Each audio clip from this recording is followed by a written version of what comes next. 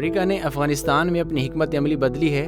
امریکہ کی اصل دشمنی چائنا، روس اور ایران سے ہے، اور ان تینوں ممالک کو شکست دینے کے لیے امریکہ نے طالبان کو افغانستان میں استعمال کرنے کا منصوبہ بنایا ہے۔ داعش کی شکست اور افغانی حکومت کی نااہلی کے بعد امریکہ نے طالبان کے تجربے سے فائدہ اٹھانے کے لیے افغانستان سے فوجی انخلا کیا ہے۔ امریکی فوجی انخلا کے بعد اب طالبان امریکہ کی پراکسی فورس ہیں۔ طالبان کے ہمدرد اور خیرخواہ جو پاکستان میں موجود ہیں، ان کو چائنا کے مفادات کو نقصان پہنچانے کے لیے استعمال کیا جانا بعید نہیں۔ foreignpolicy.com کی انٹرنیشنل نیوز تجزیے کی ایک رپورٹ کے مطابق پاکستان میں اب چائنا کو نشانہ بنایا جائے گا، جس کی مثال داسو میں ہونے والا حملہ ہے، جس میں 9 چینی ماہرین جان سے ہاتھ دھو بیٹھے۔ چائنا کو ٹارگٹ کرنا یعنی سی پیک روٹ کو نقصان پہنچانا، جس سے چائنا کی تجارتی پالیسی متاثر ہو سکتی ہے، اور دوسری طرف پاکستان سے چائنا کے تعلقات بھی خراب ہو جائیں گے، جو کہ بھارت چاہتا ہے۔ افغانستان میں ہونے والی تبدیلیوں کا بہت بڑا اثر عنقریب پاکستان پر ہو سکتا ہے۔